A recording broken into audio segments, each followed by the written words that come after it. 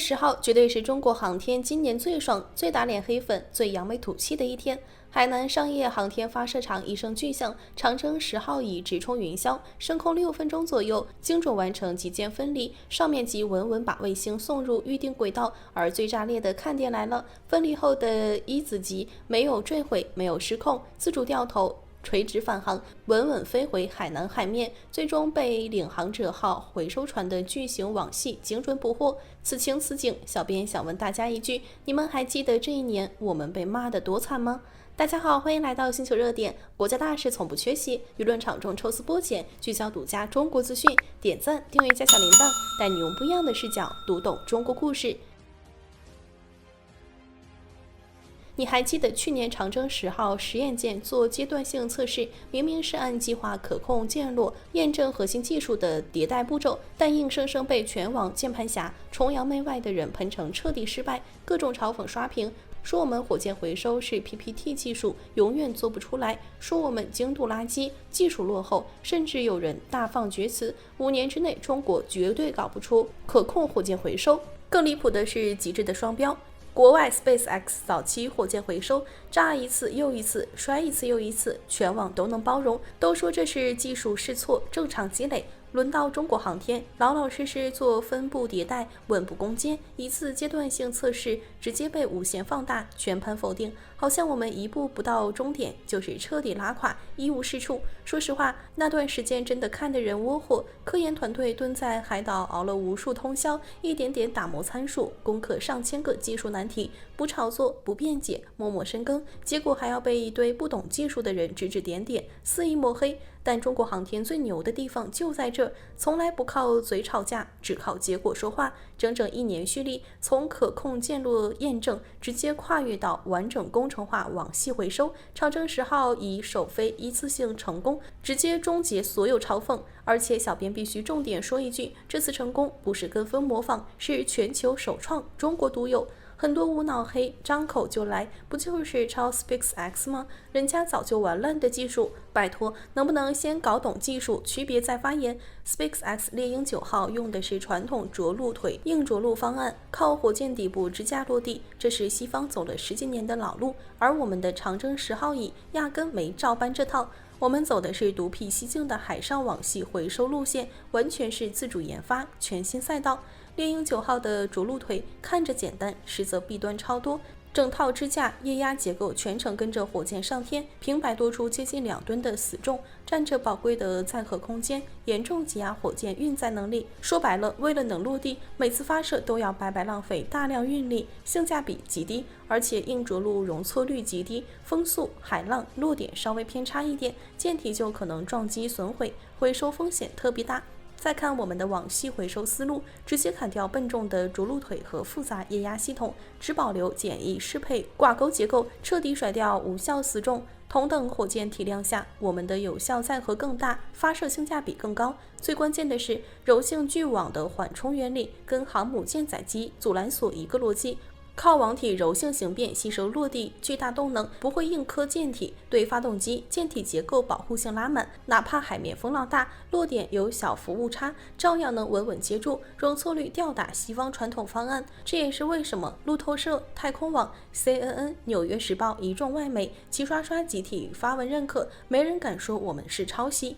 他们的评价特别统一，中国没有照搬 SpaceX 的成熟路线，而是自主开辟全新工程化回收赛道，这是中国商业航天追赶世界顶尖水平的标志性突破。CNN 直接点名，可回收火箭是全球商业航天竞争的核心命脉，中国这次突破直接打破了西方长期垄断的低成本发射技术。纽约时报更是直言，这意味着中国正式拥有了和 SpaceX 正面掰手腕的资本，在卫星互联网赛道彻底站稳脚跟。很多人不知道，在此之前，轨道级火箭垂直回收的工程化应用，全世界只有 SpaceX 一家搞定，属于绝对垄断技术。而现在，中国成为全球第2个掌握这项核心能力的国家，而且我们的技术路线更先进，更适配海洋发射场景，更适合规模化商用。被全网嘲讽 PPT 造假，到全球首创技术落地，从追赶到并跑，长征10号乙的这一战不仅打出了中国航天的硬实力，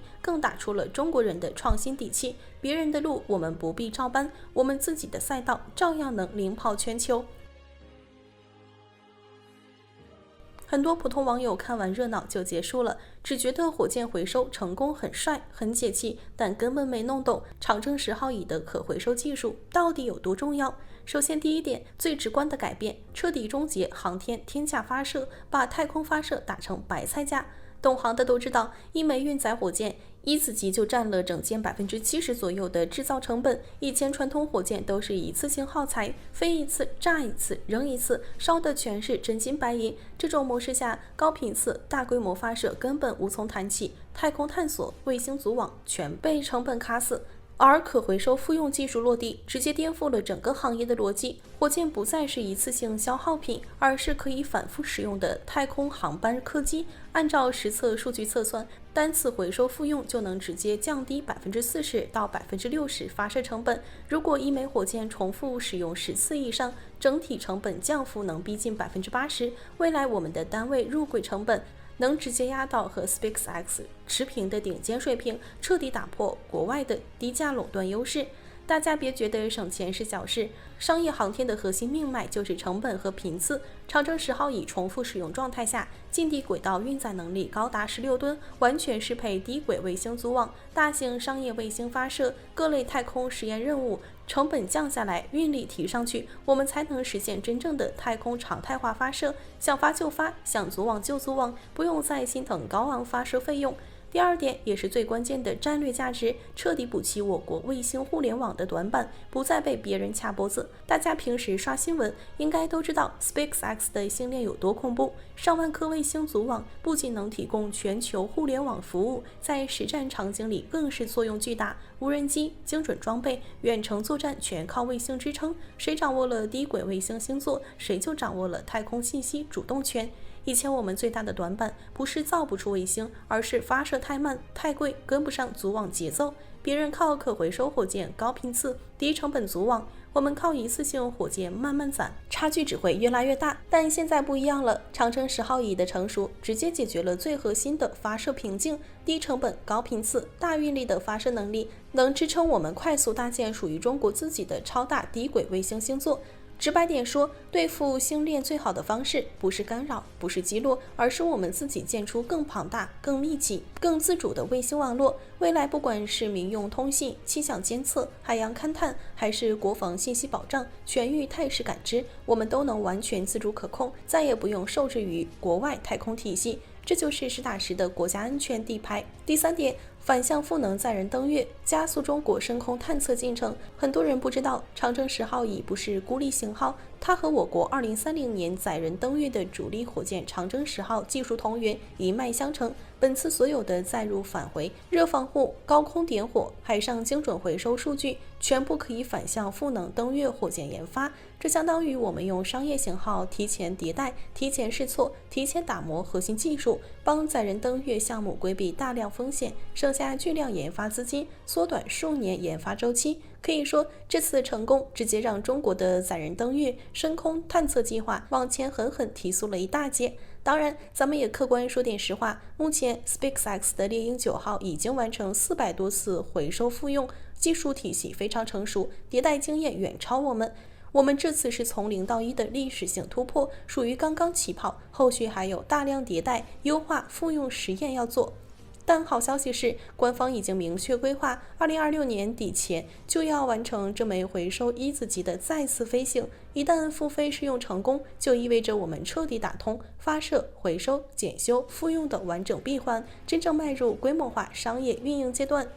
而且我们的航天布局不止这一款型号，国内10几款民营、国营可回收火箭同步研发，多条技术路线并行测试，着陆腿、网捕、海上平台回收各种方案全都在试。小孩子才做选择题，我们直接全都要，全方位兜底中国航天的未来发展。最后，小编真心想说一句，太解气，太自豪了！以前西方垄断航天核心技术，制定规则，拿捏定价，肆意嘲讽我们落后。现在我们不靠抄袭，不靠模仿，凭自己的原创技术闯出全新赛道，用硬实力打破垄断，改写规则。从被全网嘲讽5年搞不定，到1年逆风翻盘，全球首创落地，从跟跑西方到自主领跑，中国航天从来不会让人失望。未来常态化太空航班、低成本深空探索、自主卫星星座、载人登月圆梦，所有曾经的科幻蓝图都会一步步变成现实。这就是中国速度，这就是中国底气。